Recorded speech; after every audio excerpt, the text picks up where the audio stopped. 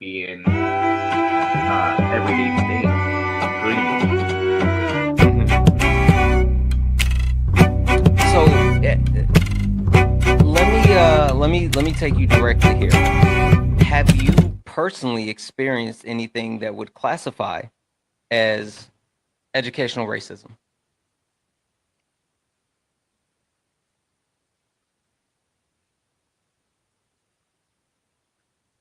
I would say, Let me take you here. When applying for college, mhm, do you remember the process for you to take, let's say, the SAT or the ACT? yeah, I do. Yes. Okay, what was that experience like for you? The experience for me was that I had to, because of the certain learning disabilities that I have, Hmm. I had to take things very slowly, and Hmm. I needed to be very diligent in what I needed to do to be successful. Hmm. And I felt like I didn't really have, I didn't feel like the school district had my back. I felt like I needed to do it on my own. Yeah, yeah. I think that there is a large discrepancy when it comes to the amount of attention that certain people can actually receive when it comes to applying for those types of tests. But there is an absolute bias when it comes to standardized testing, and I call out the ACT and SAT specifically due to the way that the standardized testing is set up. It's not geared towards actually gauging any type of real knowledge. It's gauged more so towards being able to retain and basically spit out a certain amount of information. Now, a couple of other things that I want to talk about, because again, you talked about um, your process, right, for getting into college, and I know another major factor in educational racism is admission barriers, right? And so the standardized testing, ACT, SAT, that is definitely a part of that actual admission barrier. But also, one thing that I think is super interesting that recently was actually struck down was affirmative action. Chris, do you know anything about affirmative action and how that actually worked as far as students? I am going to be completely honest with you. That is something that I'm still looking into and trying to educate myself on. So, I don't want to lie to you and be like, yeah, yes, I know what it is. So I am Hmm. still educating myself on it. Okay. Okay. Well, affirmative action was a way to actually get more representation for certain schools, and it was something that was definitely struck down. But it created somewhat of a balance. A lot of people think that it was something specifically geared towards Black people, and that's a misnomer. But it was definitely something that actually created more overall diversity in a lot of these schools, including a lot of legacy colleges that didn't admit certain races. Right, there was a heavy emphasis on being able to get more representation across the board, and more so get certain people in the door that would not have gotten that opportunity, even though they met those requirements. Then they would have actually been able to get into said college. So let's do this 1 second. Dr. Still, welcome back. How are you? How are you? Good, good, good. Dr. Still, and just to verify, you're an actual doctor, right? I have two doctorate degrees. I'm a dual doctor in board Perfect. certified. I have 7 degrees. Oh, I know that's right. All right. So I would like to get into it from both, both perspectives with you because, and I'm sorry, do you have a medical degree or what are we talking? Well, there's different types of doctors, Mm-hmm. right? So I have, I'm a board certified naturopathic doctor. I Mm-hmm. hold 7 degrees in my field, all in the natural healthcare space. Mm. So I have like a master's in public health. I have a doctorate in natural medicine, a naturopathic doctorate degree, but I'm board certified as a naturopathic doctor. I had a family practice in Virginia for like 15 years. So Okay. yeah. Okay. Okay. That's exactly what I needed to know. So I'm gonna have you do a little bit of heavy lifting for me. All right. So can you speak on twofolds? I would love to hear your perspective on medical racism, but also your perspective on educational racism, being that you are someone, a black woman that holds multiple degrees and you touch both spectrums. What are your thoughts, and have you experienced that firsthand? And if so, can you give us a little bit more information about it? Systemic, so it goes back to Rockefeller Mm-hmm. and it goes back to the Flexner Report. So back in the 40s, right? Well, actually, even before then, like the late 1800s, right? There were a lot of doctors did different things. There was naturopaths, there was homeopaths, there were emerging black medical schools, there were medical doctors, there were chiropractors, there was osteopaths, right? So there's all these different types of doctors. But then Rockefeller, he actually got in trouble for racketeering. Mm-hmm. And so he tried to like revamp his image or whatever and get into philanthropy. Mm-hmm. So, and he was a big oil man. You can't patent naturally occurring substances, Mm-hmm. right? But that goes way back. That like goes back to the Catholic Church, and we won't even go there. Right. So, where we are in Western medicine, anyway. So he sent out Flexner. Flexner wasn't even a doctor, but it was a report that said, okay, you know, you can only teach medicine this way, right? Pharmaceuticals. So, and they continue to monopolize medicines, putting millions, billions of dollars into lobbying, licensures, exclusionary. So what happened is the black medical schools collapsed, the homeopathic schools collapsed, the naturopathic schools, we split off. The chiropractors were kind of smart and they did their own thing and built their, everybody kind of broke off and did their thing. The osteopaths, though, kind of sold their soul and went under with the AMAs. That's why they don't really practice their original Dr. Andrew Still, osteopathy. Mm-hmm. So anywho, I don't know what deep you want me to go with this, but, it goes really, really deep. So what it did is it influenced, medical education forever. And so how people understand and see their health is really from a lens of diagnose and manage model. Mm-hmm. Because also Rockefeller grabbed on to the germ theory. Mm-hmm. He ran with it. And so, and that was all political with all that. Like everything was happening all at the same time. But at the end of the day, follow the money, right? So, Oh, yeah. and now, yeah. So anyway, that's where we are. And we're at the impact of that. Yeah, so roll it forward for me because I know specifically, I know there's a multiple practices that even to this day are still seen and cause issues that is definitely rooted in systemic racism. Can you give us some specific examples of some that are still misnomers as of today in 2025? Oh my gosh.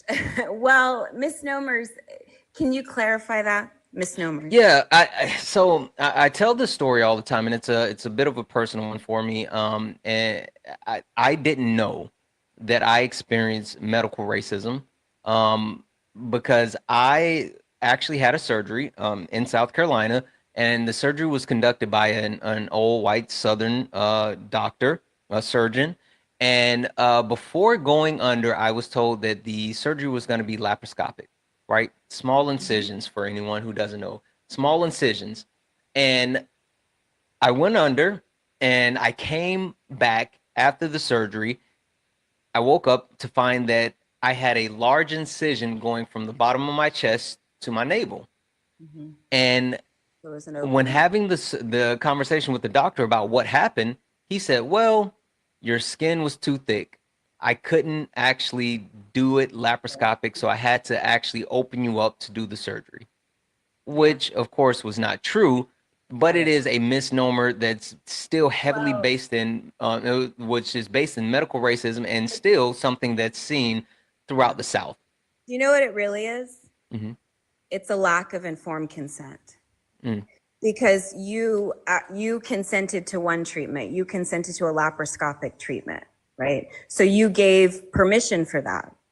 So what he did is he went against your informed consent. And so, but here's the tricky part, is that we as Black people do not have human rights. We only have civil rights, which have to be codified.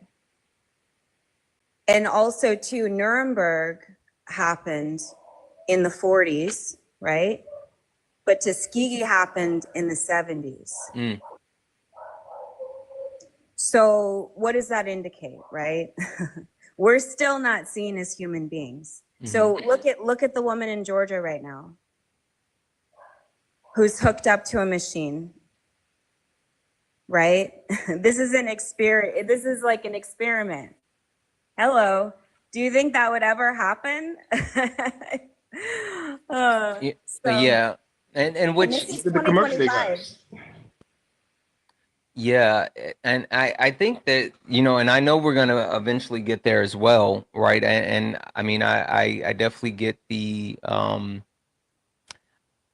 yeah, I definitely think that we're gonna get to the point where we're speaking to specifically what's happening with Black women and women's rights in general, as far as you know, how that entire case is going down, and experiencing the medical racism.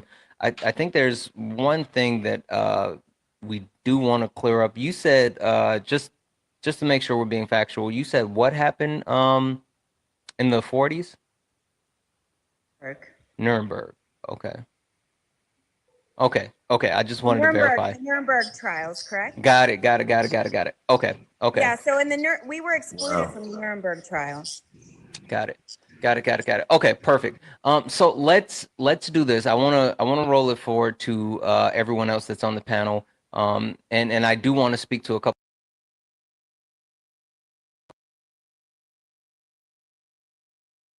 if you don't mind, because Boom, I know you. I know that you're someone who you know, you take your diet serious. You take it very serious as far as the things that you put in your body and things like that. But Boom, I would love to hear your opinion on environmental apartheid. And when I say environmental apartheid, more so what I'm speaking on is the targeted approach to how different people, no matter if it's Black people, brown people, indigenous people, how different environmental factors tend to overwhelmingly negatively impact them. One example that is easy that everyone tends to kind of lean on is thinking about like Flint, Michigan, right? How the Black people in Flint, Michigan had to go for so long without clean water. One thing, one that a lot of people don't necessarily always go back to is tribal land for indigenous people who quite often have to fight for their ability to keep their tribal land pure. I know there's an instance of the Keystone Pipeline, right? A lot of people complain about not having access to that oil pipeline, but the reason why it was overturned is because it was going to pollute the ground for indigenous people. So, Boom, can you speak on how environmental apartheid affects marginalized people? It affects it heavily. How so? Well, if we're not eating healthy, if the air is not good, bad air quality, and all that stuff is going on, and then women are becoming pregnant, children are being born, they coming into this world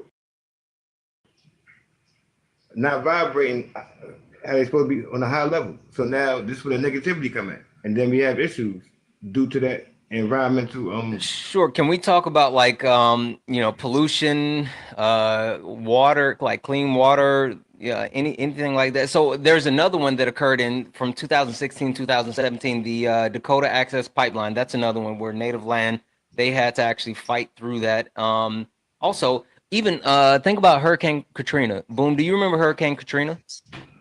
Yeah, I remember that. So who was affected at a higher rate with the actual aftermath of Hurricane Katrina? Oh, black people, Why? BLK people. Why? Look where was that? It was in New Orleans. That's where it's a lot of our culture over there. BLK people over there. And then the other thing with the towers. That's right here in New York where I'm at. They did the Katrina and then towers. But that was George Bush. That's why I said they talk about this stuff. He did a lot of things towards our communities that was very not no talking. Tell you say he gonna put a wall up. He did things. He let that water go. He let the levees go on Katrina, and then the towers Okay. go with New York. All right. Boom. I'm gonna boom. I appreciate you coming up. I don't think this is necessarily your night tonight. Boom. I appreciate you. I think we need to push off of that one. I will open the conversation up to the panel, and I don't know what's happening. I can't even bring people up. TikTok is acting very weird. There we go. I will open this up to the panel. I would love to hear feedback from the rest of the panel. And Joanna, I see that you just joined. Would anybody like to chime in and give their thoughts on environmental apartheid, aka environmental racism, like how that actually affects marginalized communities specifically? I mean, environmental racism and health outcomes are not exclusive ideas. So if you look specifically in Portsmouth, Virginia, we have one of the largest Superfund sites in the state of Virginia, which is, for those of you guys who don't know, it's just an EPA designation of a patch of land that is so incredibly polluted that it's going to take decades to get cleaned up. And there are a lot of lawsuits going on over the Portsmouth Superfund site because the corporations that made it a Superfund site do not want to put money into cleaning it up. And so when you live near a Superfund site, you see higher rates of childhood asthma. You see higher, oh, don't even get me started on Youngkin Dr. Steele. You see higher rates of things like childhood asthma, birth defects, childhood abnormalities. I'm sure Dr. Steele can probably elaborate on just how much Superfund sites can affect childhood health outcomes. But it also affects the wealth of an area. Because so if you look in Hampton Roads specifically, a lot of the white flight out of Portsmouth and Norfolk happened around the time of the Superfund contaminations. There were other factors that went into it, but your majority white population lives in Virginia Beach and like eastern parts of Chesapeake, and that's where a lot of the wealth in the Seven Cities is concentrated. And then Portsmouth is 51% Black, and then I think 20% Hispanic. So it's a majority POC population, and they've essentially been abandoned to deal with these heavy amounts of pollution because there's not a lot of interest in living there because of the pollution. I mean, did they gentrify downtown or did they just put a casino there and tell everybody else to? I don't. It's sad. It's unfortunate what's happened to Portsmouth, and they've left a lot of the Black community there, carrying the bag. Essentially, it's not great. And then with our most recent budget cuts from our Cheeto in chief, the federal grants that were given to try and help clean up the Superfund site in Portsmouth, as well as federal grants that were given to under the Biden administration to help with some of the street violence and things that were going on in Portsmouth. All of that has been snatched back, and you've got a city that is suffering from poor health outcomes poverty that is majority Black, and they really don't have a way out. So let's kind of roll that forward because you said something that is interesting to me, and in a lot of those situations, you see people who are stuck in those situations, right, in those living environments where, um, like you said, there's white flight, and there is a lack of resources being pumped into those areas due to the fact that, racism, let's just say it, whatever.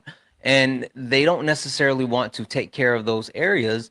And so you start to have generations of people living and growing up in those areas under those same conditions.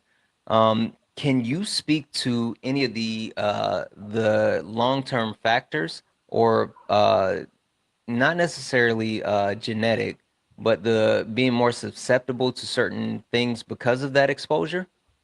I mean, we know epigenetics, that you can, to a degree, almost inherit trauma from your parents, that stress.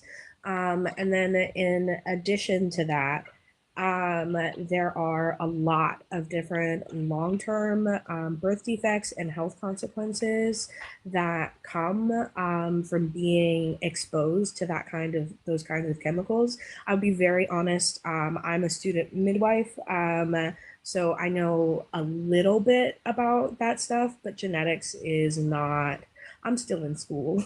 So Yeah, no, you're good. You're good, and that's actually where I wanted to take it, and it's more so making people not only more susceptible to those type of defects, but also to your point, birth defects and things along those lines because of the prolonged exposure to those environments. That weaken immune systems. I think someone said asthma is something that is contributed to areas where people continue to live with poor air quality. But it's a lot to it. Dr. Still, you came off of, I'm sorry? I do also know that Portsmouth specifically has higher rates of sickle cell than other parts of the seven cities. From the limited amount of data that we do have, we can't, correlation is not causation, so we Yeah, can't absolutely. prove. But there are higher rates of sickle cell, and sickle cell, especially active sickle cell disease, is very debilitating. As far as having to live with it, it is a painful, when you have active sickle cell, it is a painful disease to live with. Yeah, Uh, no, absolutely. and Uh, that again leads to some of the poverty outcomes that we see because there are no social safety nets in place to help those people who are dealing with these debilitating chronic illnesses. Absolutely, absolutely. Dr. Still, did you want to add something?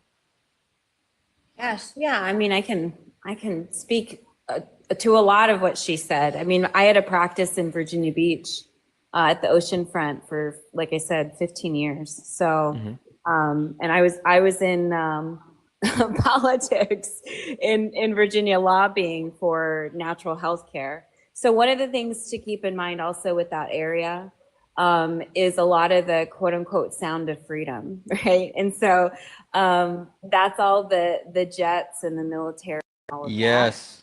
And so there's a Air lot of pollution. right. Or I'm sorry, not air pollution, noise pollution. It's not just noise pollution, it's Hmm. xylene that's Hmm. in the air. Hmm. So xylene is a petrochemical, I believe, but there's more per capita thyroid conditions in that area Mm. because of that as well. And As the someone water who grew up here with a thyroid disease. Hmm. and the water has chlorine and chloramine, right? So chloramine, well, actually chloramine, which is chlorine and ammonia put together, right? So you have to filter that out. And then there's a few other things that are particular to that region as well. When we're talking about environmental, oh, the other thing too, yeah, I want to mention mold. Mold is really, really bad because it's, you've got 3 lakes that dump into a bay that dump into the ocean. So it's surrounded by water everywhere. So, and then you've got older buildings, right? And think about systemic issues, right? Who are living in older buildings? Who can afford older buildings? And then, like she was talking about in terms of good old boy, right? So that is a thing, like for sure, especially in that area. Youngkin, he's like a little mini Trump. And so they've pretty much kind of taken over Virginia right now. And I just want to make something really clear is right now Winsome Sears is running, okay, for governor. And she is a Black woman, yes. However, Youngkin got her in office. And because they ran as a trio, her also with the Attorney General. So Virginia is a very key state. Now, we maintain medical freedom in Virginia and healthcare freedom. So I did a lot of lobbying for healthcare freedom in the state of Virginia. So that's one of the things that's still, really positive. But when you're eroding those things out, and who's disproportionately affected, although Texas showing post-Roe study that it was actually YT women who were suffering from greater maternal mortality. Because their maternal mortality in Texas jumped up, I think it's like 52, 53% since Roe v. Wade. We were at 38%. So there are a lot of different systemic issues that are going on, both, regionally, globally, all kinds of things. I mean, also, I just want to say this, and then I'd love to hear your thoughts, is that racism is a global epidemic. This is not something that is just centralized. I know your show is definitely more American driven, right? But there's different levels and layers to this thing. It's a system of oppression, right? But it's a structure of oppression as well. And I think that there is pros and cons to any sort of westernized environment, right? You get a lot of the glitz and the glam and all of that, but you're also dealing with Monsanto, herbicides, pesticides, the food supply, the water, the air, the food. I mean, there's a lot of layers going on that you have to consider and be conscious to when you're living in the United States. And I'll land there. Yeah, no, absolutely. I think that's a great point, and that's the reason why when I was back trying to start it the first time, the question was, where do you live? Because it is an instance of Tanner, you were muted because one, it wasn't your turn to speak yet. Two, you have background and bars, so that's why you're muted. I will get to you in just a moment. But it's not just a U.S. based thing, and this conversation is not just for people within the U.S. This is a fully flushed out conversation that has to be had when speaking to racism and anti-blackness around the world, and how do we actually deal with those things. With that being said, I want to hop up to Joanna. Joanna, how are you? I'm exhausted, but I'm good. I'm here. Busy Good. weekend. How are you? You've seen me. Joanna, I kind of want to take it a little bit of a different place with you. All right. I think that I want to take it here with you because I know you and I feel like we can have this conversation. Joanna, can you tell me what is anti-blackness and how have you seen that actually resonate within our people? That's a big one and it's super relevant right now. And I will tell you even more why in a minute. It encompasses a lot. It can sometimes be skin deep, dealing with colorism, which, like Dr. Steele said, is a global issue, not just an American issue. The culture, specifically different dances that we do. twerking being one of them. At this point, being considered kind of lowbrow, ghetto, as people may say, when it's actually based on cultural Afro dances to begin with. The colorism part for me, I have seen in my own family with my daughter, who's maybe 2-3 shades lighter than me, playing outside as a kid in hot ass Arkansas. And I had aunties and uncles, you better not let her play outside too long. She's going to be real dark by the time it's time for school to start. Yeah, hold on one second, Joanna. Hey, Tanner, Bud, stay on mute until I come to you. And you were muted specifically in the chat because this is not your part of the conversation. Thank you. Sorry, go ahead, Joanna. Oh, but yeah, I had to check a couple of the elders in my family about that. I've had, since my grandson was born, dad is white. So he's not going to be super chocolate, obviously. He has gray eyes, and they are the same elders. Oh, I'm so glad that he that skin color. Oh, look at them light eyes. I'm like, why? We had this conversation with my daughter already. Why are you still on this anti-black, lighter is better type of mindset? The generational things have to be worked out as well, but anti-blackness amongst our people deals with transferring the parts of the mindsets that were drilled into us when we were stolen and brought over here. If you were in the house, it was because you had lighter skin. You had more European considered features. We know why that was. But you typically had it a little bit easier than the black people who were out in the fields doing work in the sun all day. You were given preference sometimes, not in the best ways, because we know that a lot of violence also happened to the lighter skinned enslaved people because they were seen as conventionally more beautiful because of the features that they had. And that created dissent within the people working in the house and the people working outside. So it's very, very, very layered down to the texture of our hair, to the point that we still have to have laws made allowing us to wear our hair in its natural state of work. It's a lot. Yeah, it is. It is. It is. Listen, I think that there's a lot to unpack there, and we're going to continue to do so all this week. I knew for a fact that you were going to knock that one out of the park. Called it. We're gonna sit on that for a second, though. I don't want to go too far. We're gonna sit on it for half a second, and I do want to acknowledge the Swan Raid. Welcome in, Swan Raid.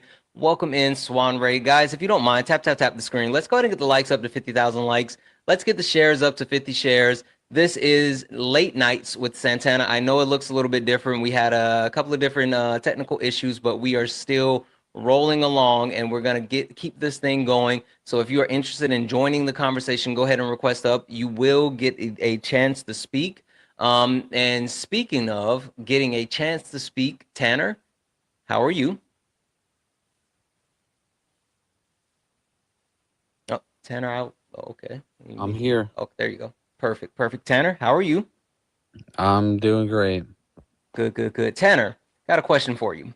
Yeah. So we are dealing with racism and anti-blackness, and just to verify, Tanner, looking at your profile picture, are you a white man? I am. What does it matter? Well, the whole conversation is based in race, so that's why it matters. Yeah. Now, Tanner, You're obsessed with question race, for aren't you. I'm sorry? I said you're obsessed with race, aren't you? Well, I mean, you requested up on a live where we're specifically talking about race and different portions of racism, including intersectional, medical, educational, environmental, and judicial. So if you don't want to actually get into a race conversation, then I think you're on the wrong live, friend. So do you understand where you are and what the conversation is? I'm in a liberal Yeah, I line. hear you. This isn't a political debate. So, I mean, if you came here thinking that you were going to actually debate me,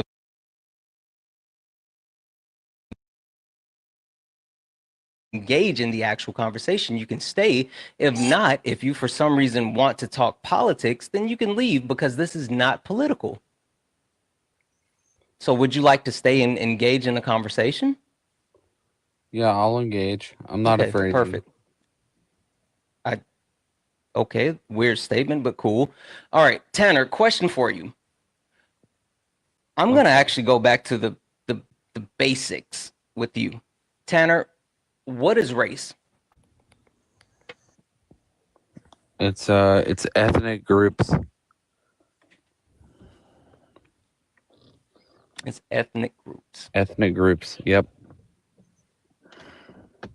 Okay. Cool. Tanner, what is racism? Am I here to educate you? I mean, again, you're here to actually engage in the conversation, just like I had questions for everyone else. I have questions for you. So, again, Tanner, what is racism? Racism is the belief that you're superior to another ethnic group. Okay. Okay. Yep. All right. So, Tanner, I'm happy that you're here with us, right? And the reason why I'm happy that you're here with us because there's an opportunity to share some information and I also don't believe you. hopefully allow you the chance to grow. So, Tanner, just to start off at the very bottom level, race is not ethnic groups. Race is a social construct that is based in phenotypical characteristics, and the concept of race was actually created specifically to utilize racism, which is a tool of oppression, created or a tool of oppression used directly connected to the patriarchal system, where the people that sit at the top of the patriarchal system, white men, use that to oppress everyone else that falls under them. Now, when I say everyone else, there is a different intersection of people, whether we talk about women, white women, black women, whether we talk about people with disabilities, different things along those lines. And depending on where you fall within that patriarchal system, directly correlates with your direct proximity to whiteness. So I know that was a lot, No. but that is race and racism. Um, Question for you again, Tanner. Yeah. Is race biological? Like, can you pass your race through your blood? Can you redefine racism for me one more time? Redefine it? Yeah, I Yeah, didn't I'll keep it get simple. the whole definition. Racism is a system or a system based on oppression that is racism is a system that's based on oppression that was created by white people to gain authority over non-white people. Who made this definition? Well, not necessarily who made the definition. You might want to actually, No, you might no, want to take, no, no, no, no, no, no, no. no, If no, you might no. want to go back to who created race, No one created race. that's actually wrong. We just are. We are No, races. no, bud. No, bud. No. Sure. Like there, No one created if people. race is a social construct, race was a social construct that was actually created to justify chattel slavery. Is women a social construct? Hey, listen, you're trying to debate, and I promise you, this is not a debate, Tanner. We're not debating. I Are women think a you. social Okay, hold on. construct? So let's do this, right? Because I think I think you're seriously confused as far as what's happening right now. I'm If you not. want to, yes, you are, right? If you for No. some reason want to debate me, then come back on the weekend and we can debate. This is not a debate. I promise you, this is a panel discussion. This is a conversation. We are here to actually exchange information, ideas, and be better. That's the point of late nights. This is late nights. This is not sparring. Do you If want you me to want bring up to, Andrew Wilson? He'll dog walk you. He'll embarrass you.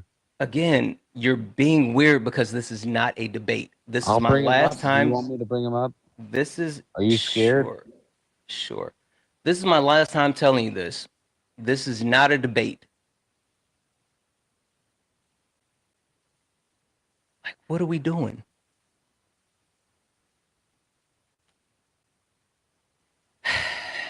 Anywho, let's do this. Hold on. Let's do this. 1 second.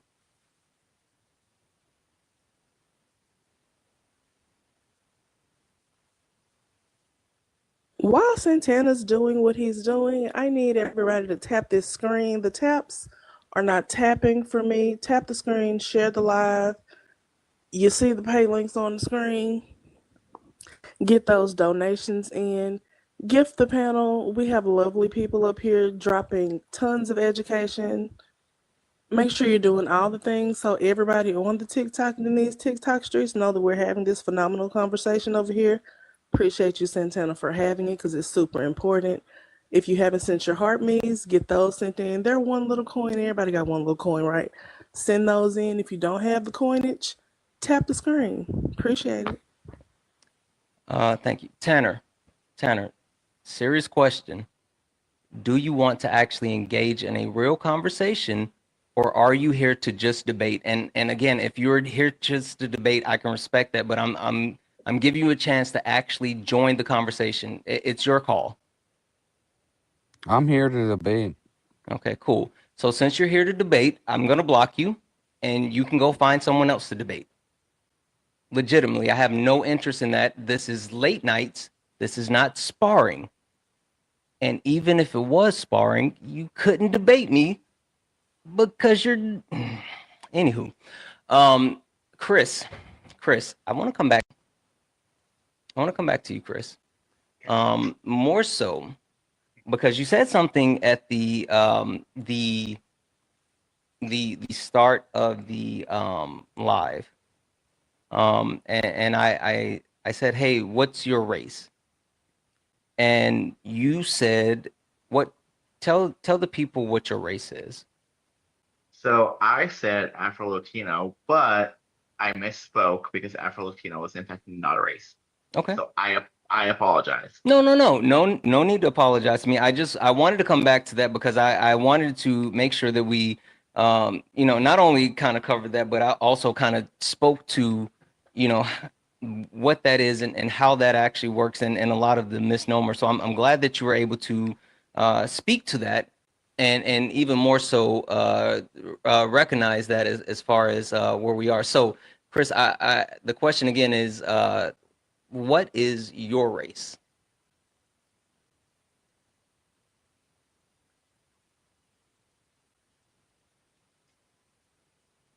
I want to.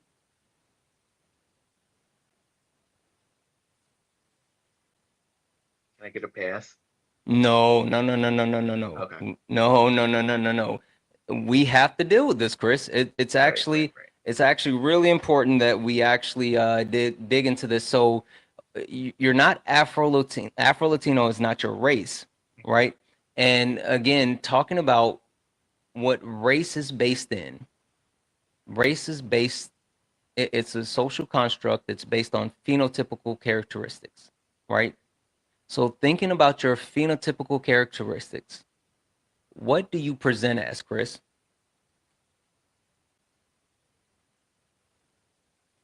Typically I present as a brown man. All right. So yeah. Um let's dig a little bit deeper. Chris, your mother is what race? My mother is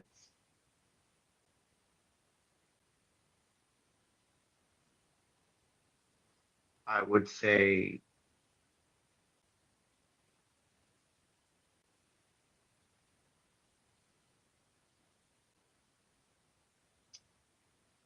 You know Is your what, mother Santana? the Afro or the Latino part? She is the Latino part. Okay. Yes. Okay. So your mother is Latino. Where's she from? She's from Honduras. She's from Honduras. Okay. And your father is a black man. Yes. Okay. All right. So, Chris, when you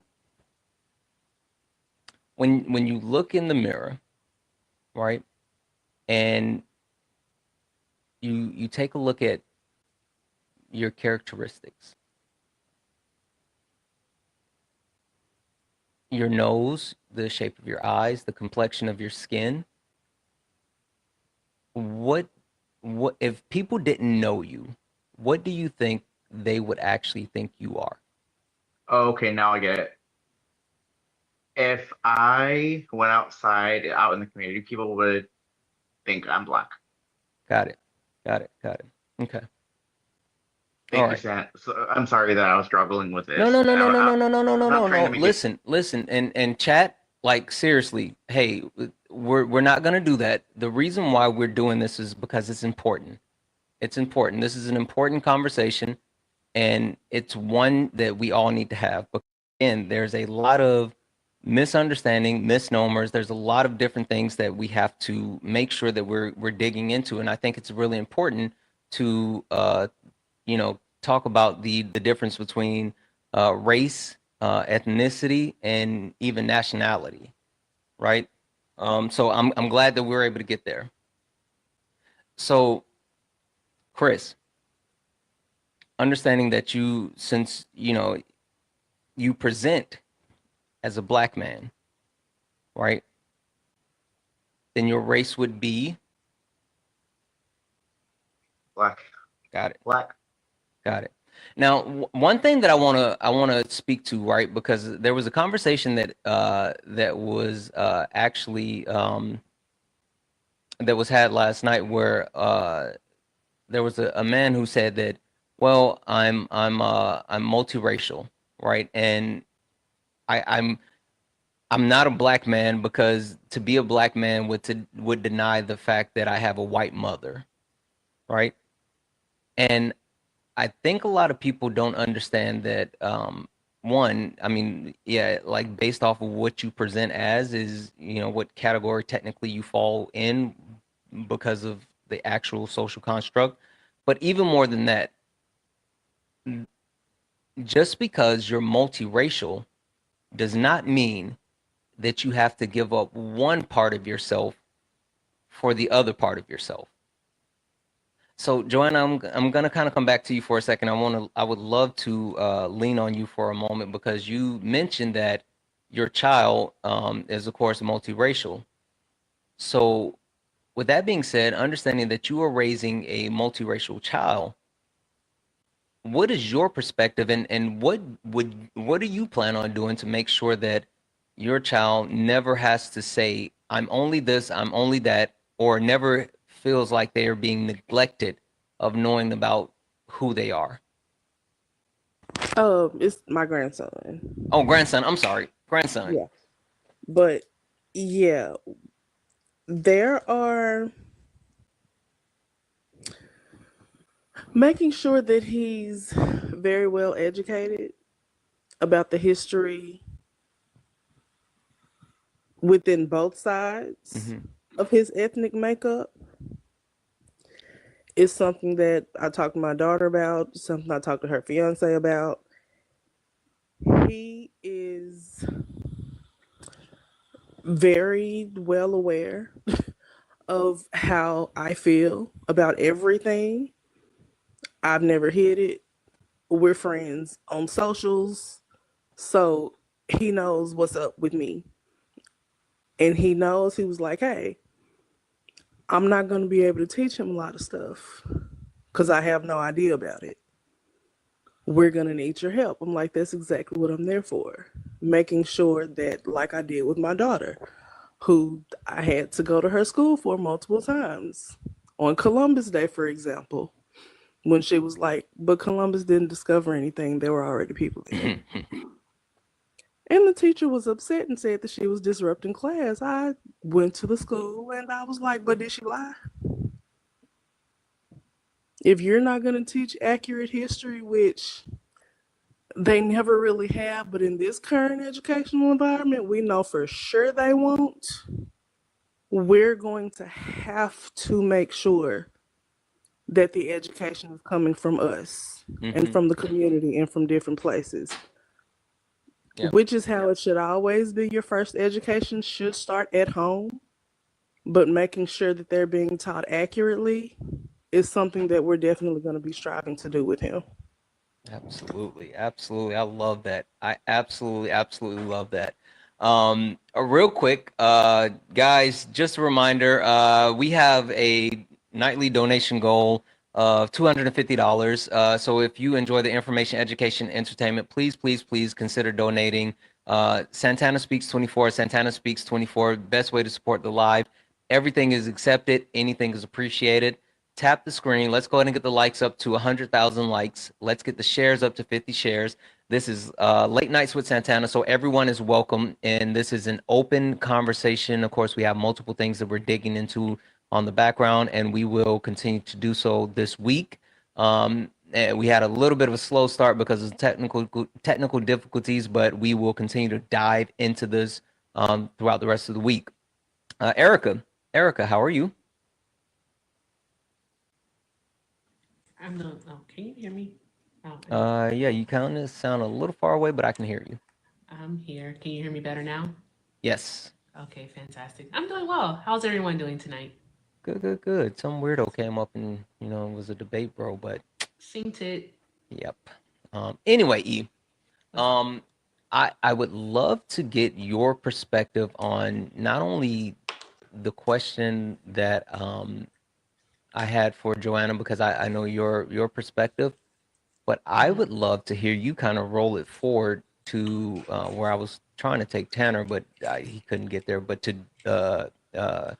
judicial disparities, and how, as a mother raising a young boy, a young Black boy, how do you plan on addressing those judicial disparities that he naturally will have to face within the United States? My bad, my thingy fell. You're good. How do I plan on it? Oh, Dave, I'm well. already I would love to kind of hear your trail end thoughts of what the question I have for Joanna, but then how are you gonna prepare or have that conversation with your son when it comes to the disparities between different people based off of their race within the judicial system? Oh, yeah. That's actually a great question. One thing I've instilled in him is that we don't go to jail. Mommy and daddy are not going to visit you in jail. But no, seriously, just talking to him about like the historical context of it because he enjoys history. So like sharing different cases with him and also going over the news. Like last night, we talked about Tamir Rice. Because they're pretty much the same age. Tamir was 12 and Bubba is 11. But we talked about how he isn't able to do certain things simply because of his skin color, his race. He's Black. And how he can be seen as older simply because he is a Black kid. He's viewed as a threat.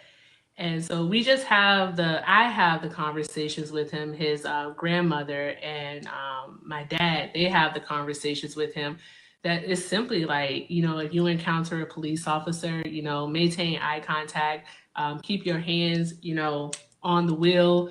Don't be a smart aleck, even though I know you may want to because your mom is one, but you get it naturally. You can't do that. So it's really just about being honest with them and telling them, like, again, I think I'm being redundant, but telling them the truth. Don't sugarcoat it for them because we can't protect them from everything. So it is very important that they do know the truth once they leave your door. Yeah. So that's how I address it with Bubba. Just tell him the truth. Okay. Okay. Yeah. Um. Money out of politics. I want to come down to you for a second. What do you know? I know I leaned on you a lot for the environmental portion. Now I'm going to lean on you for a moment with the judicial disparities. What do you know about the judicial disparities within the United States and how that's directly correlated to race? Well, I mean, we know in can you hear me clearly, or do I need to take my phone off the charger? No, you're good. Okay. Oh. Oh wait, but you do have a little bit of an echo, and that's something that I was told earlier. If you just like swipe up and then come right back, it'll fix the echo. Guys, while we are waiting for the echo to be corrected, I do want to say W's in the chat for Abigail. Abigail sent a $5 donation towards the nightly donation goal. And Abigail said, you keep me saying, Santana, I love watching your lives. You create such a friendly debate space while still absolutely owning MAGA Republicans and educating all of us. I don't know how you do it, but I'm very thankful. Keep doing you. Thank you so much for that $5 donation, Abigail. I really appreciate you so much. I try to, I think the thing that I need to work on more is making sure I create that separation of state, because I don't want people to think that late nights is ever sparring. That's why I'm so avert to having to use this format, because at least when people see like the different layout, they know this isn't necessarily the quote unquote debate. But then when they see this, they think that I'm debating, and I never want to make late nights into a debate. And even when I do, I have people get me back on track, because late nights has a specific purpose, and it's really what I said to Tana earlier, which is to help people grow. So anyway, thank you so much for that $5 donation, guys. That means we only have $245 left in our nightly donation goal. Cash App, PayPal, Venmo, Santana Speaks 24. All the pay links are in the link tree in the bio. It's the best way to support the live. If you enjoy the information, education, entertainment, please consider donating. Everything is accepted. Anything's appreciated. Money. Did we fix the echo? How does it sound now? Still echoey. Okay, I might have to leave and come back. TikTok's been acting real weird. TikTok has been really weird. I'm gonna leave the live, but I'm gonna come right back because I have books I can show you about this. There's a whole Okay. Yeah, go ahead and do that. While we are doing that, E, I know you got your hand up, but give me a second. I'll come back. Dr. Steele, I would love to hear your thoughts on anti-blackness.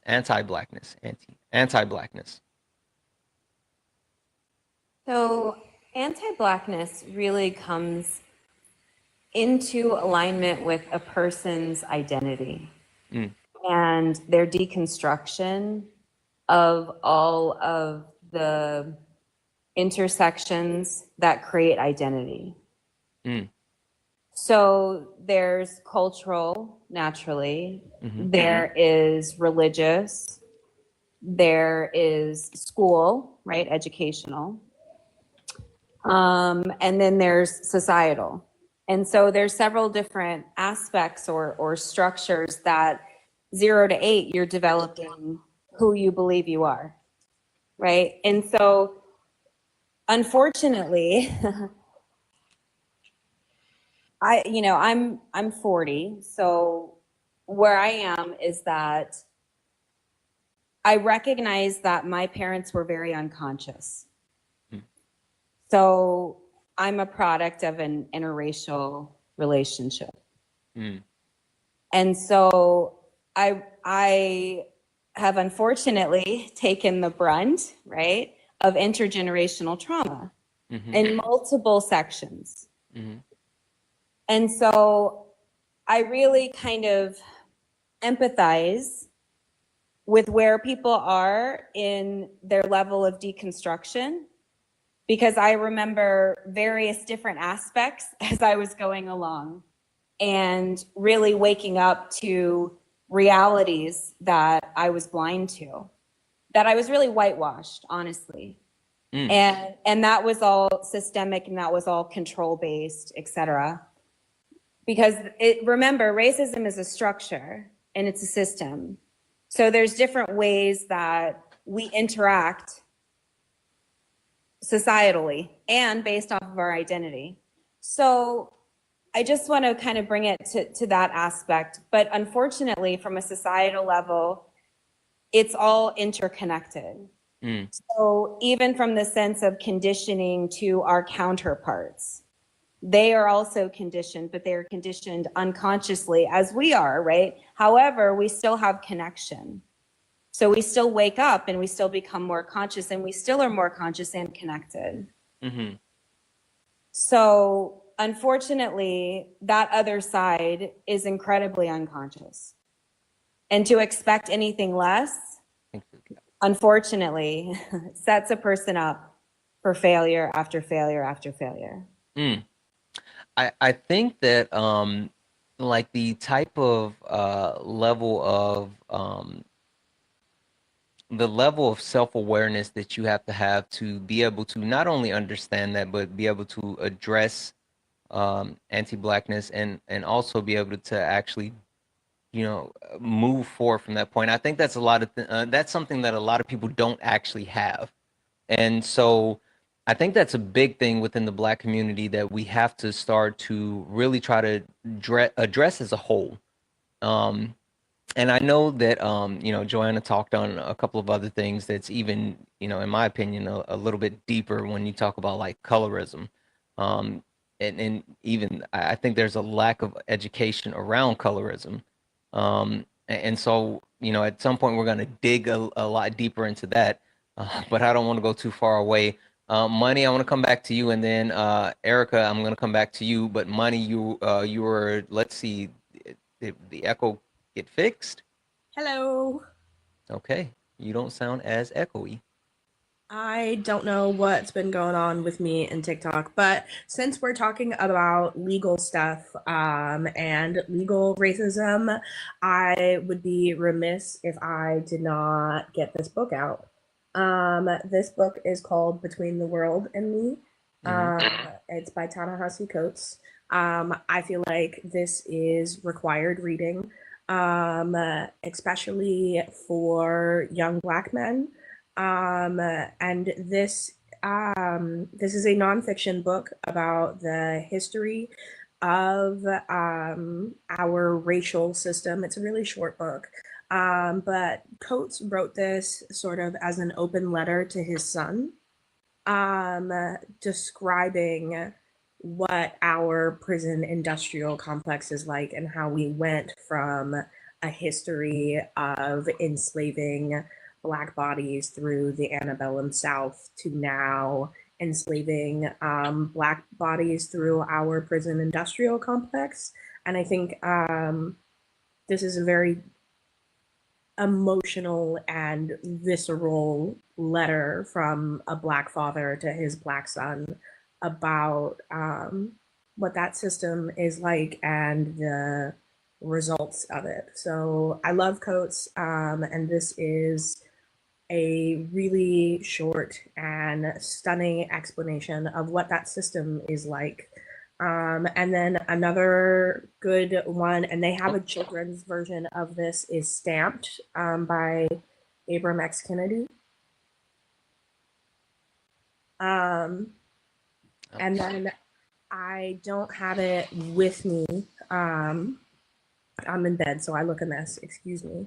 I don't have it with me right now. One of my friends is borrowing it. But another good book that discusses how our legal system has disenfranchised our Black communities is called The Color of the Law. And it goes in deeply to the history of redlining and how we were left out of financial systems that provided generational wealth for white people, but left African Americans out. Another place that a lot of people don't really think about or discuss when it comes to legal racism in the United States is actually the Great Depression. So during the Great Depression, more than 70% of Americans, to some capacity, lived an agricultural lifestyle. Most of Americans back then widely were farmers. And when the Great Depression hits, the government starts subsidizing these farm workers to try and ease the economic pressures of the Great Depression and the Dust Bowl. And the population that was left behind in those subsidies was more often than not Black farmers. And there are TikTokers on this app here in 2025. Who is it? I believe Blackbird Farms, the Black Farmers Association of America. They're both here on TikTok. And they are still fighting those systemic disparities in farm grants, in education, in land grants, and things like that, that were historically unavailable to Black farmers, but were available to white farmers and helped pull our country out of the Great Depression. And so, in many ways, Black farmers are still economically living under a pre-Depression era system. Yeah. Yeah. You know what? I think that's probably more than what you asked for. I read a ton, and yeah. No. Listen, I think that was absolutely amazing, and even more so, I think there was so much substance there. I think that having the ability to one, have a direct reference as far as being able to gain that knowledge, but two, real life experiences and direct correlations that we're still seeing today, like that's absolutely amazing. So no, that was spot on. Spot on. Okay. So give me a second. I want to go back to Erica. Erica, you had your hand up earlier. There was something that you wanted to add. You're muted. And Dr. Still did actually a really great job of covering the judicial disparities that we face. Again, I do think that when it comes to explaining it to our children, that we just be honest with them and like maybe tell them about the Scottsboro Boys, tell them about George Stinney Jr., tell them about, the exonerated five, and how to conduct themselves and to always ask for a lawyer. Like we have to be able to teach them how to maneuver through this legal system when and if they do encounter it. Also to Falcon's point, well, money out of politics. Black farmers today still are experiencing. Wait, is that? I wonder why you said Falcon. Okay, listen, you guys can't change your name. Like it throws me off when. I didn't change my name. The money out of politics account. This is our business. Yeah. This is okay. I'm not supposed to be on here goofing on the business account. But I'm over here misbehaving is what's happening right now. Got it. Yes, it's Falcon. Got it. I know Falcon. Everybody else recognized my voice, so I figured you recognized. No, it's been a long day. Erica clocked me immediately. But yeah, it's me. Hi, Santana. That's why I was saying hi, Santana, earlier, because I was like, oh, it's just me. Yeah, no, listen, again, I've been ice skating uphill all day, so. Absolutely. Also, I just want to throw this in, Erica. The Nickel Boys by Colson Whitehead is a really great book for your son's age group. It's middle grade, upper middle grade YA novel that really goes in to a very specific story in African American history. And I don't want to derail Santana's entire live talking about. No. You're actually good because we're gonna do a thing. Okay. So, Erica, you said were you done with your point? Yeah, pretty much. It's something that you said earlier in regards to colorism, but I can't remember exactly what it was that you said. You said something like Black people have to know more about colorism. Yeah. So I'll give you a bit of a teaser. And Falcon, you mind muting because you had an echo again now. Oh, that is wild. So yeah, we won't go too deep, but we will touch on it, right? Colorism. It's something that is super prevalent within the Black community, and even more so still now, right?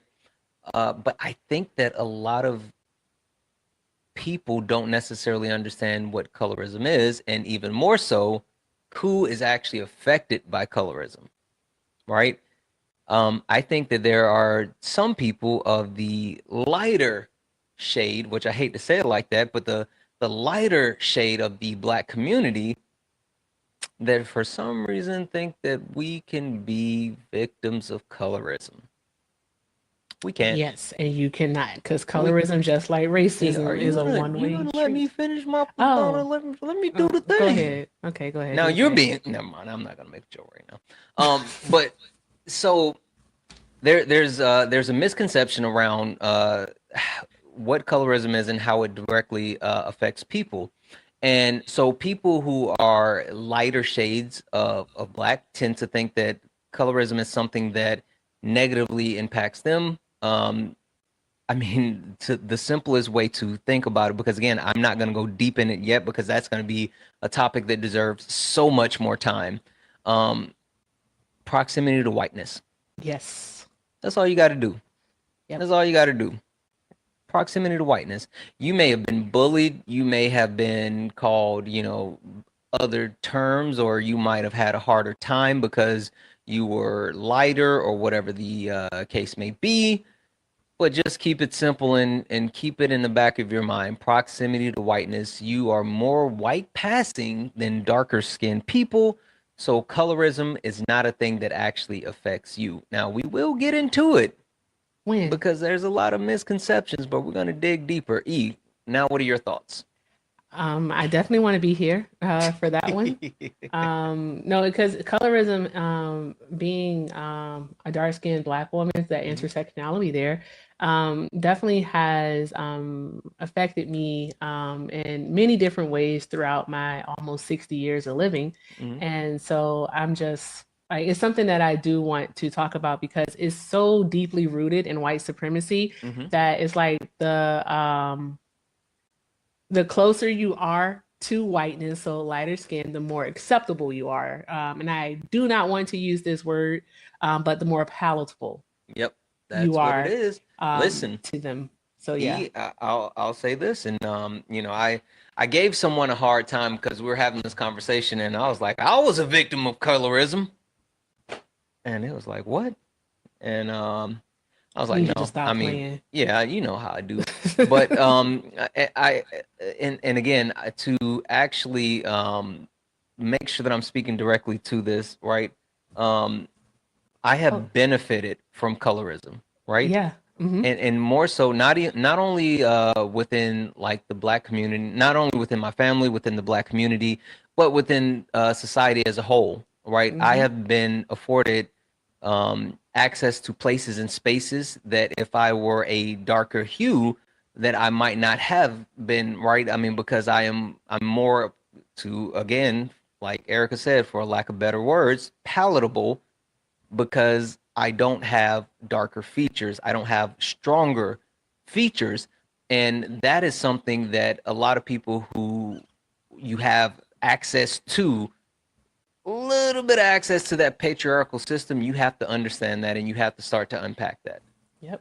Exactly what Dr. Still said. You have a privilege. Yep. That darker skinned Black people do not possess. Yep. And so it's so much to unpack there because It is a ton. Even when it comes to dating for dark skinned people, colorism plays it's a lot. So much. It's just some like even exploring something, but I'll message you this one because I don't want to say it out loud. Yeah. But when it comes to Save like it's a lot. It's a lot. So Save it, because we're not going, like, you see what time it is. It's We're late. not gonna go full bore. W's in the chat for KJ over on YouTube, who sent a $10 YouTube super chat, who said, Black USAF vet here. I'm out here throwing good energy tonight. Here's some at you, Santana. Your flame, my guy. Keep it up. W's in the chat for KJ. Thank you so much for that, KJ. It's been a rough night. Not gonna lie. It's been a bit of bit of a doozy through the technical difficulties and just getting everything off the ground. But I want to go around the horn because it is close to t-shirt time. But we're not going to actually go off into that quiet night with a whimper, because I refuse to not give this topic this week the type of attention, focus, energy, and effort that it deserves. So stay tuned. I have a couple of things in mind and a couple of things that I plan on doing. So W's in the chat for Swan for sending out the actual sub. Thank you so much, Swan. So I want to go around the panel. And I want to kind of find out from the welcome in Parker Raid. Welcome in Parker Raid. You guys pick a heck of a time to join.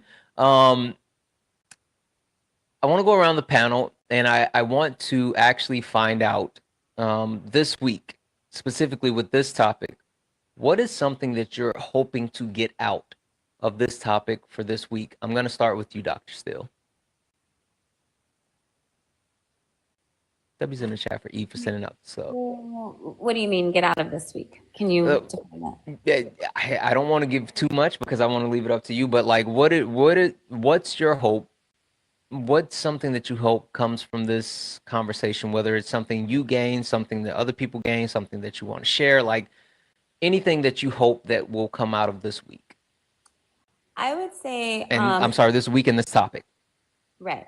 I would say more of the current public health care policies and how they directly impact us, and strategies and thought processes and mindsets away from a current collapsing system and a current racist system. So that would be my, that's kind of why the medical part, because I think I joined because somebody had said that race is biological. Yeah. And that topic is like, to listen to people chop up genetics on this app is insanity. So I really just wanted to contribute conscious awareness and understanding of actual genetics and how that works, and the impact even of the Genome Project in finishing in 2013, which scientifically proved that race is not biological, that is a social construct. Yep.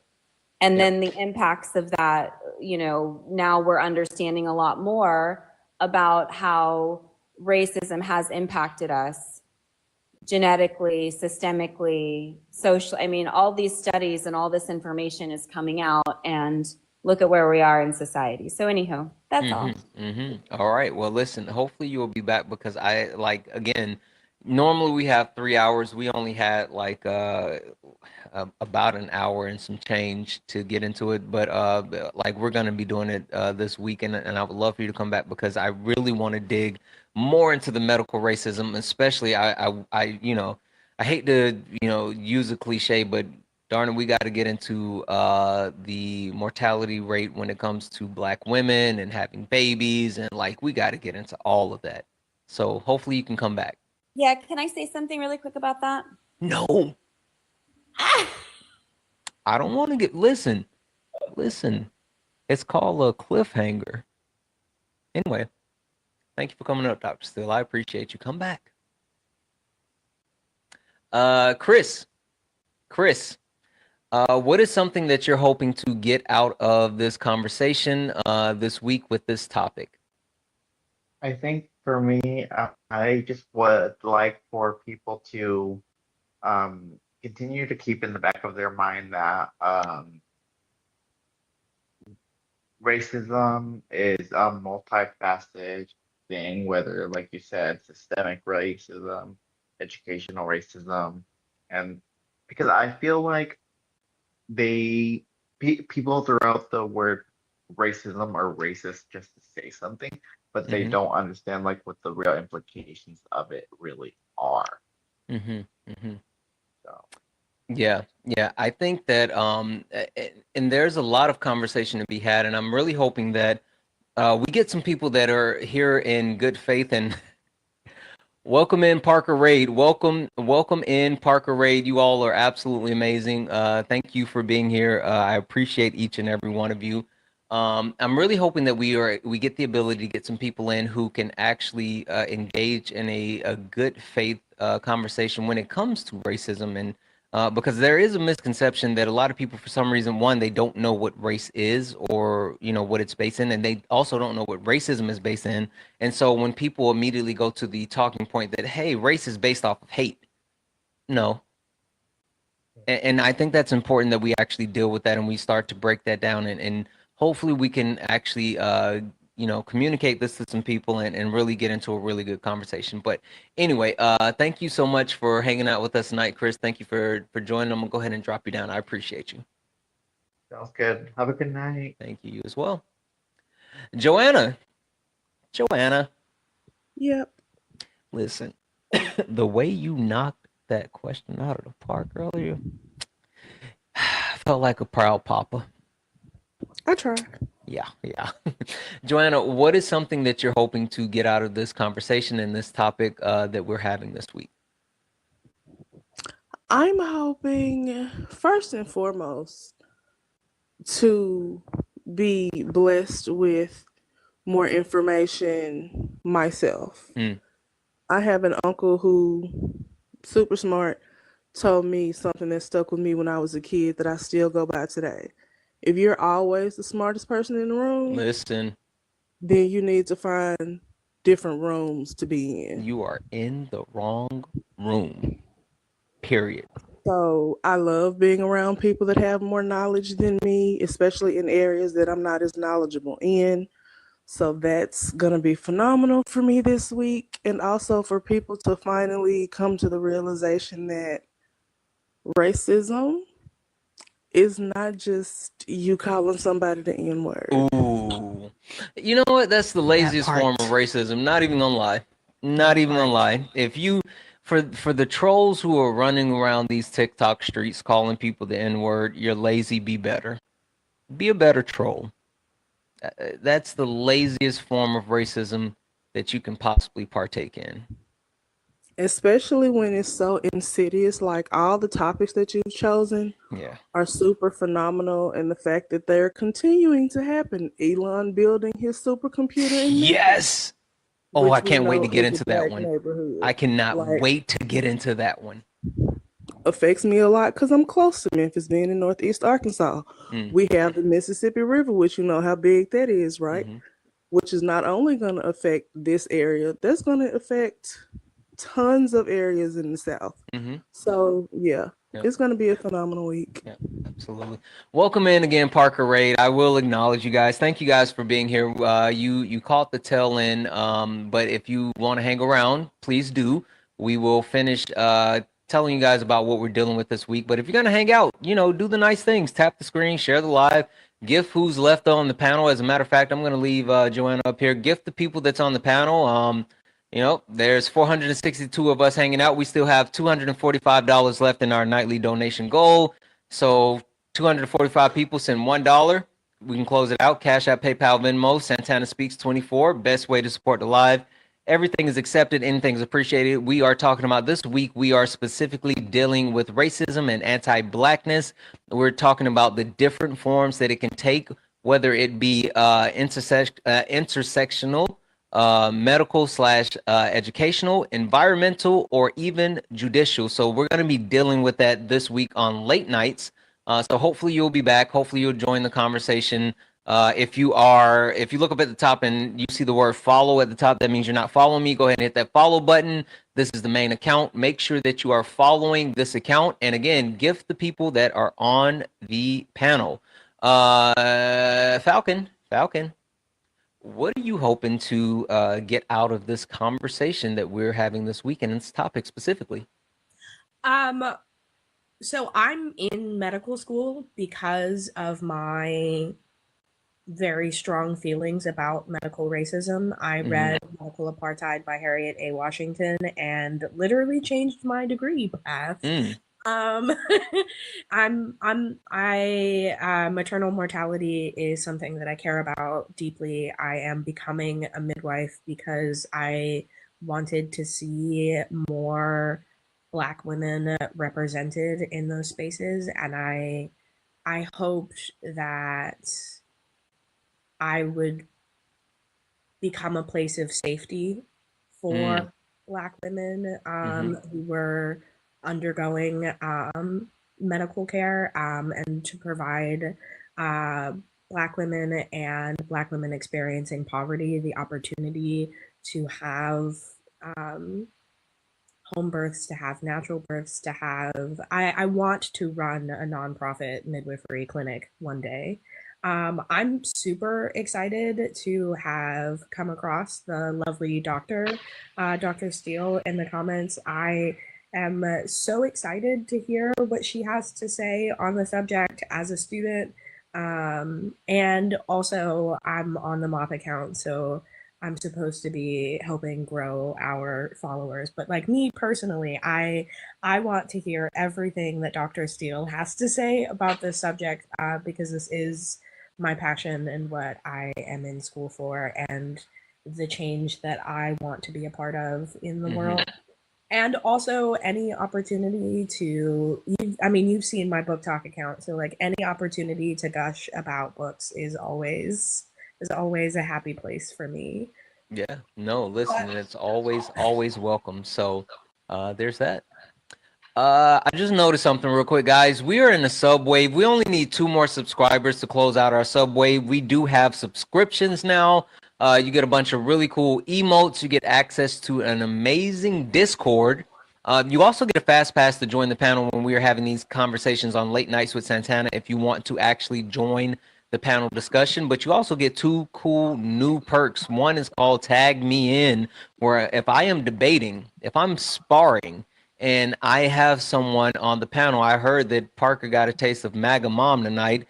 That was a doozy over this weekend. But if I am actually debating someone like MAGA Mom and you're a subscriber, you can use what's called Tag Me In, where you can actually send it over and say, hey, I want to get on the panel and help debate.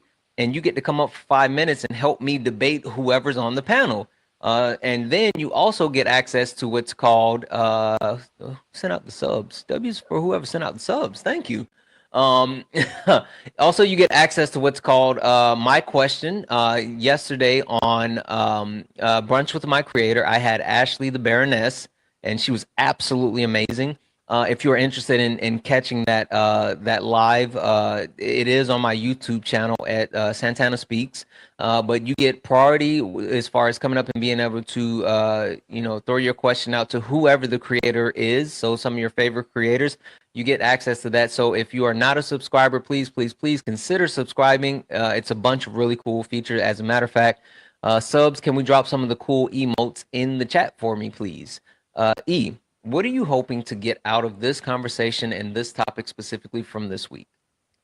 I think you already know. I'm very interested in discussing colorism, but also interested in the environmental apartheid topic, especially because, well, all of these things that you have listed, all of your topics are definitely rooted in racism, white supremacy, and I think it's just something that we do need to unpack, and that we as Black people need to understand that that is where it stems from, so that we can have a better understanding of how to move forward, because I think a lot of people don't know, so we're moving in ignorance.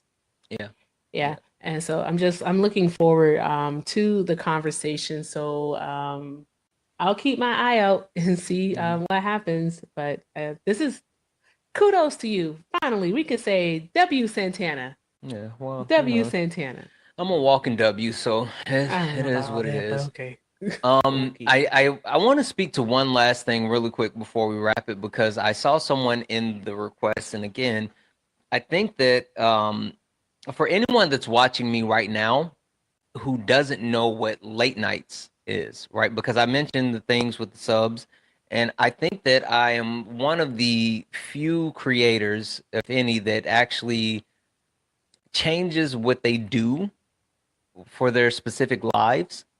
And so there was someone in the chat saying, hey, let me up so I can debate.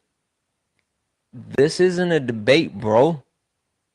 Like literally, this is a panel discussion where we are looking to have a conversation with each other. Respectful discourse sometime occurs, but it's the sole purpose of late nights with Santana is for educating and growing. That's what the point of late nights with Santana is. This is not a debate. I will not debate you here. You're not getting any type of, sparring or anything like that with me. If you would like to debate, there's plenty of people who debate throughout the entire TikTok space, but I also do debates on the weekend. Catch me on the weekend.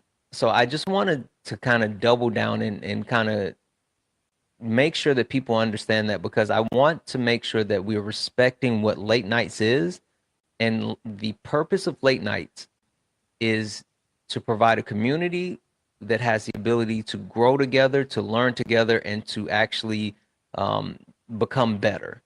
So if you're here on late nights and for some reason you think you're going to debate, you got the wrong spot. Not tonight. I just want to also say something because I'm really big on gatekeeping. I'm like, hey, this should be a Zoom call.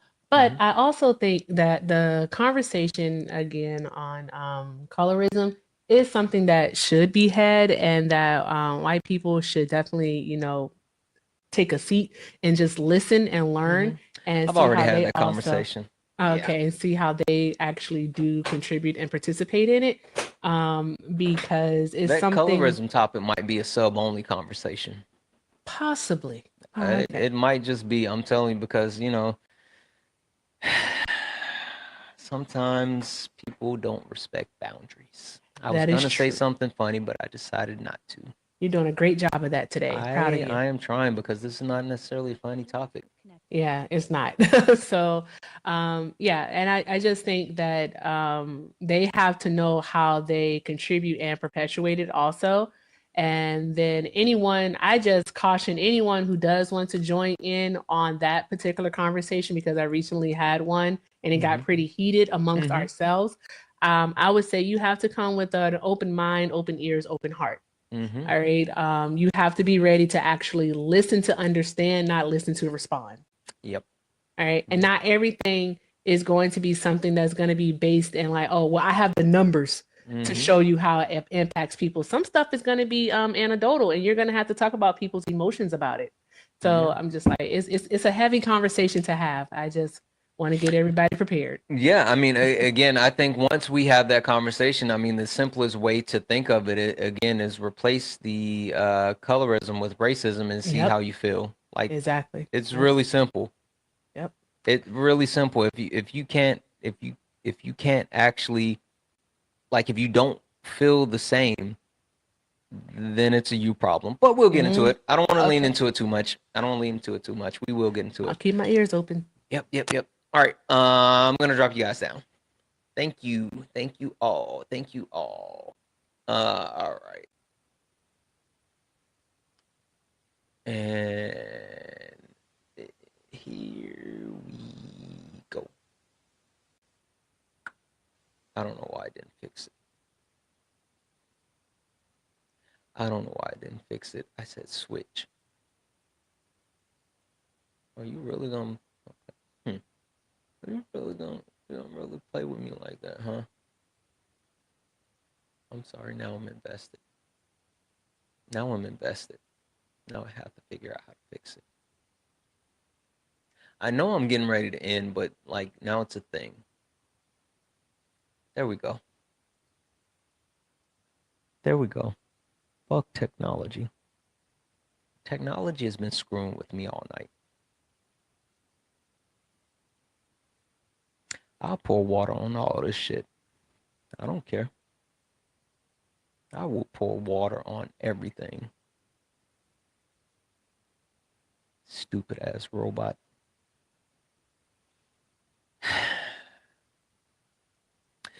Guys, it was one of those nights, but we were here. We did it. I promise you, we will definitely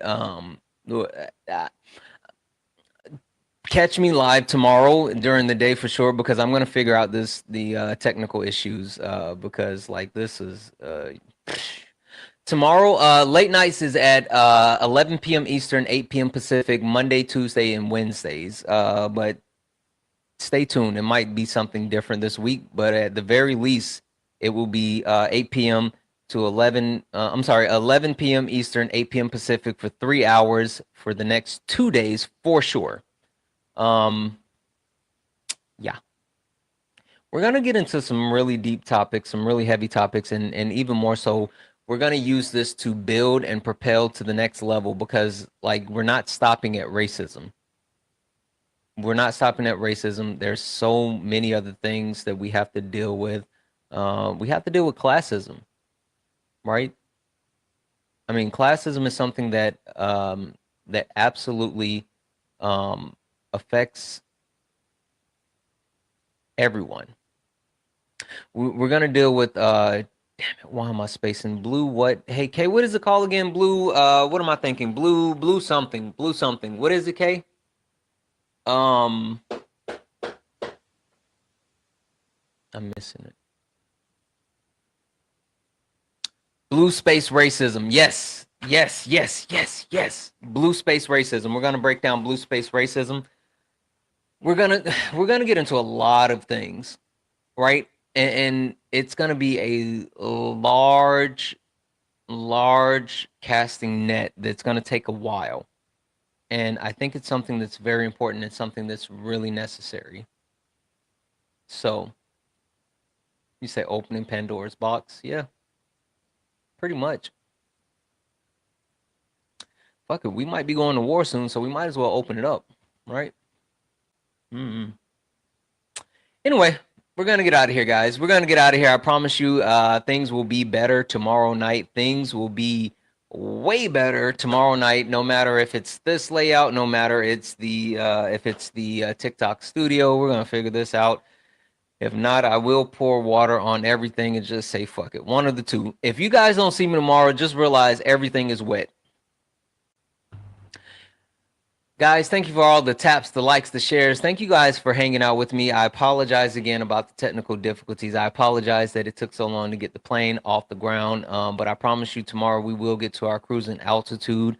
I love you all. Thank you all for being here. And as always, peace.